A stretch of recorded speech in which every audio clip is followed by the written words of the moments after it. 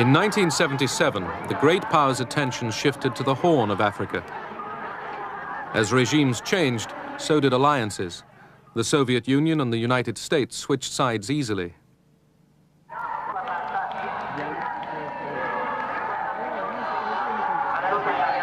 In Ethiopia, the emperor had been ousted and replaced by Marxists. Moscow had a new ally, Colonel Mengistu Haile Mariam. የወዛደሩን አሸናፊነትና ኃያልነት ሜይዴይ በብሔራዊ ደረጃ እንዲከበር ጥር 2 ቀን When the Soviets moved into Ethiopia to assist the communist dictator there, Haile Mariam Mengistu, I thought that this was a threat to the stability of Africa. The Soviets at that time were proclaiming over and over again that the scales of history were tipping in the favor of the Soviet Union. The Soviet Union would outstrip us in economic performance. The Soviet Union was getting a strategic edge. The Soviet Union was riding the crest of the so-called national liberation struggles. The new regime in Ethiopia turned against America.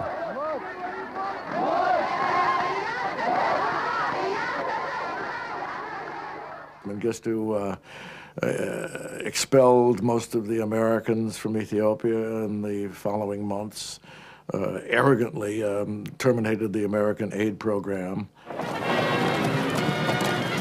Neighboring Somalia had been a Soviet ally for years. Somalia's army was equipped with Soviet weapons.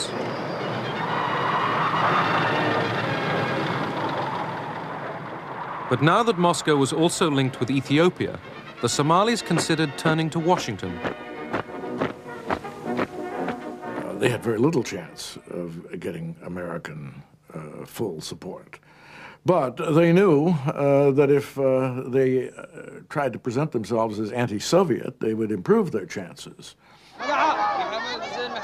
The Somalis turned against the advice of their Soviet ally and prepared for war with Ethiopia. But President Carter turned down their appeal for American arms. I thought that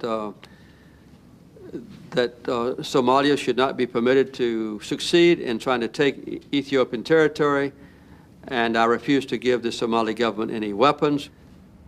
Nevertheless, in July 1977, the Somalis seized large tracts of the Ogaden Desert. The Soviets tried to stop the advance through diplomacy. Gromyko suggested joint mediation with the Americans. But Brzezinski rejected that, saying it would have legitimized the Soviet presence in the Horn of Africa. Brzezinski felt that the American presence was legitimate everywhere, but the Soviet presence wasn't.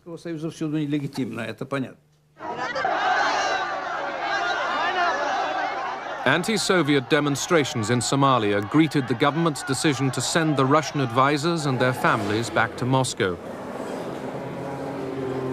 All Soviet support was now switched to Ethiopia.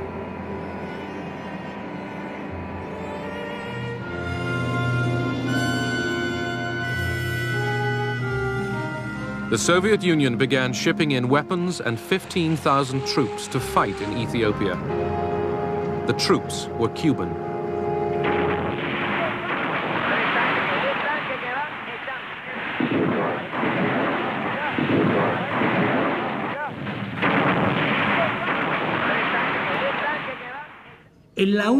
It was the only operation we conducted in full agreement with the Soviets. No such cooperation took place even in Latin America.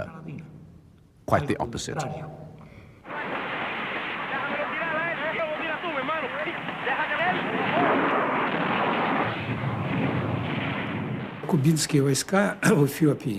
The Cuban troops in Ethiopia played a very important role. The Ethiopians couldn't have provided the military organization to destroy the Somali troops in such a short period of time, even with our help. Эфиопия и даже с нашей помощью не смогла бы. With Cuban troops and Soviet support, the Ethiopians drove the Somalis out of the Ogaden. But Moscow wouldn't let the troops advance into Somalia. Among the Soviet military, we thought about occupying Somalia. But the Soviet government was right not to allow this, because it would have made our relations with countries like the United States of America, Great Britain and others more difficult.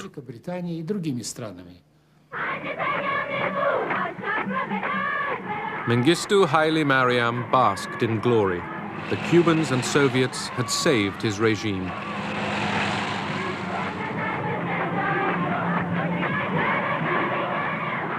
In Washington, some saw the victory as proof that the Soviets were abusing détente.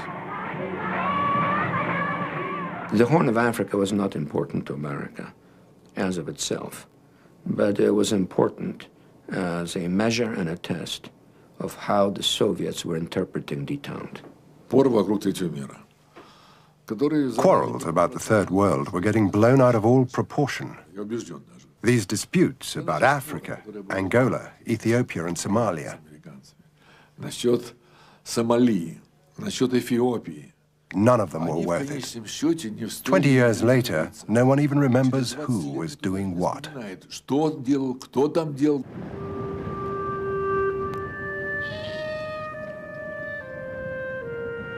In the hunt for Cold War gains, the superpowers spawned an arms race in the developing world. Their solemn promises of restraint were blown to the winds.